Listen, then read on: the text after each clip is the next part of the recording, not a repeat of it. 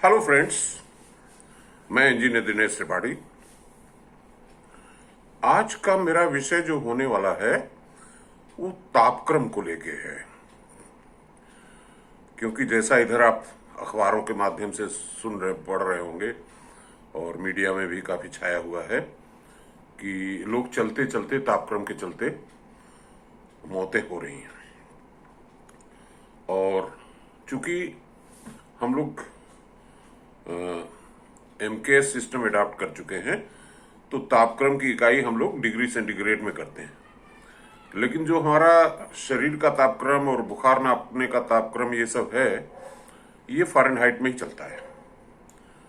तो जैसे हमारे शरीर का जो नॉर्मल टेम्परेचर होता है वो 97.8 डिग्री, और अगर वो 98 पहुंच जाता है तो बोलते हैं कि बुखार हो गया है, और 102 पहुंचने पे तो बहुत ही भयंकर बुखार माना जाता है, और 103, 4, 5 पे डेथ हो जाती है। तो अभी जो पिछले हफ्ते भर से टेम्परेचर जो चल रहा है, फ़ारेनहाइट टर्म्स में बात करें, इलाहाबाद जैसी जगह पे 108 डिग्री से ऊपर है, 108 डिग्री फ़ारेनहाइट। और जैसा कि मैंने कहा कि 105, 104, 103 जो है फेटल हो जाता है। तो इसका मतलब कि रिकमेंडेशंस जो हेल्थ के विशेषज्ञ हैं उनका कहना है कि 103 डिग्री, 104 डिग्री ही फेटल है। तो ये एक बात।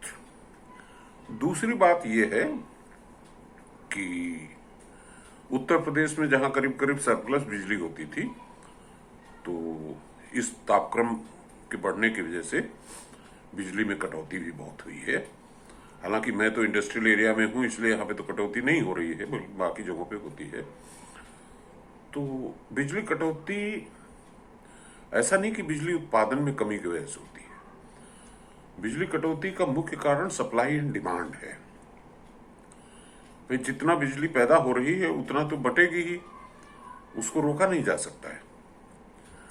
लेकिन जब डिमांड बढ़ जाती है तो कटौती करनी पड़ती है, नहीं तो ग्रिड बैठ जाएगी। तो ये जो कटौती हुई है, जैसा कि मैं एक दो बार पहले भी आपको समझा चुका हूं कि 2-3 साल पहले का, 4 साल पहले का एक डेटा है हमारे पास, जो ये सजेस्ट करता है कि गर्मियों के मौसम में उत्तर प्रदेश की बिजली खपत एयर कंडीशनर्स के माध्यम से 50% तक पहुंच जाती है।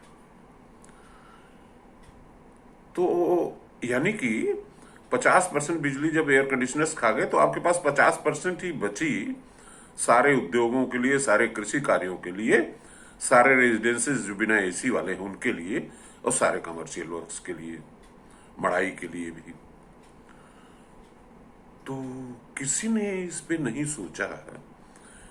अच्छा, चूंकि हमारी जनसंख्या भी 24 करोड़ है, तो अगर 24 करोड़ के सबके सब लोग एसी खरीदने लग गए तो मेरे ख्याल से बाकी काम के लिए बिजली बचेगी ही नहीं। तो आज से कोई 11 साल पहले जब मैं रिटायर हुआ था, तो उसी समय मेरे दिमाग में ये था कि यार इस पे कुछ काम करने की जरूरत है कि जो डोमेस्टिक सेक्टर में जो एयर कंडीशनर्स बिजली खाते हैं उसको बचाया कैसे जाए। तो 2012 से ही मैं इस दिशा में काम कर रहा हूं, और मेरी समझ में आया कि भाई एयर कंडीशनिंग की वर्किंग क्या है कि they are just like heat pumps. Heat pump समझने के लिए आपको मैकेनिकल इंजीनियर बनने की जरूरत नहीं है।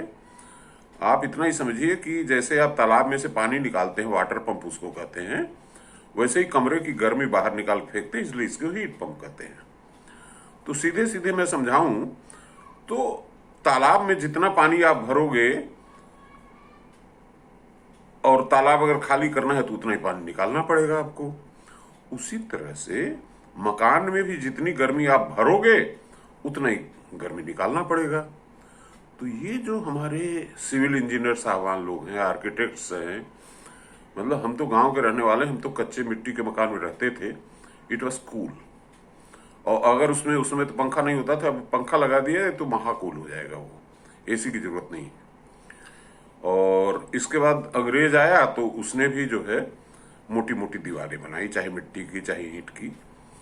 उसके बाद जो हमारे इंजीनियर्स पैदा हुए, खासतौर से 20वीं शताब्दी में, उन्होंने टेम्परेचर को, थर्मल कंडक्टिविटी को कोई तवज्जो ही नहीं दिया।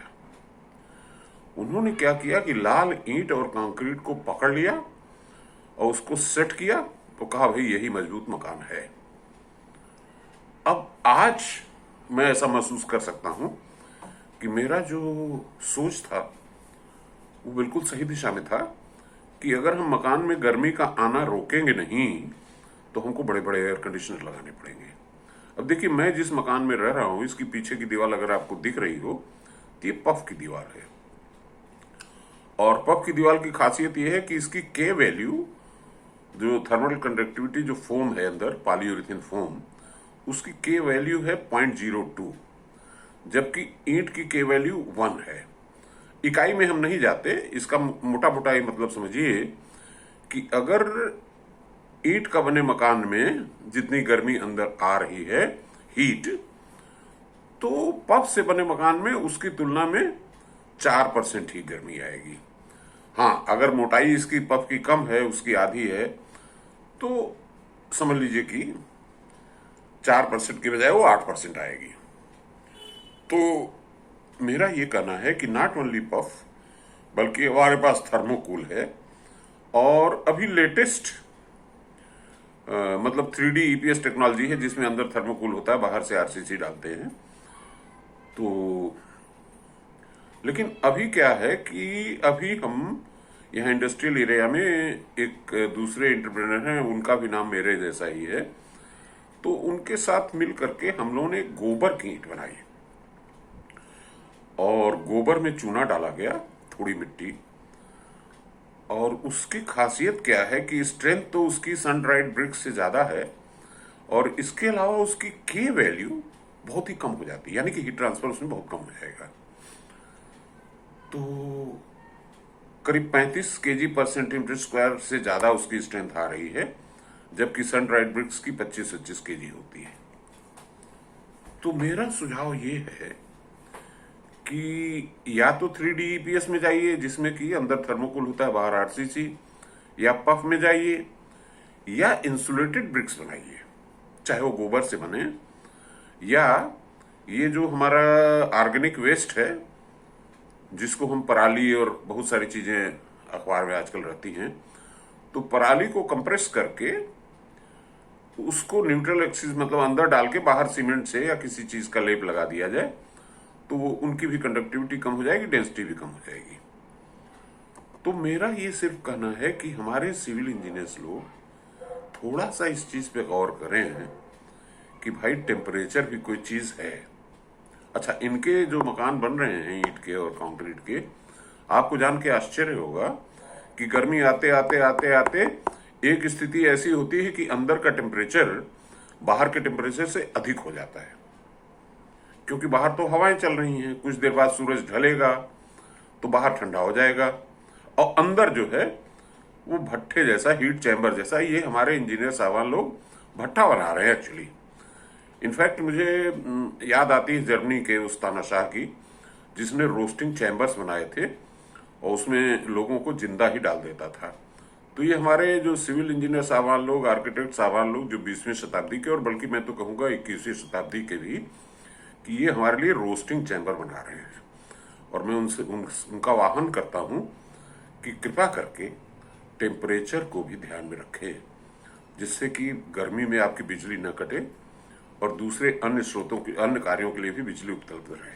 धन्यवाद।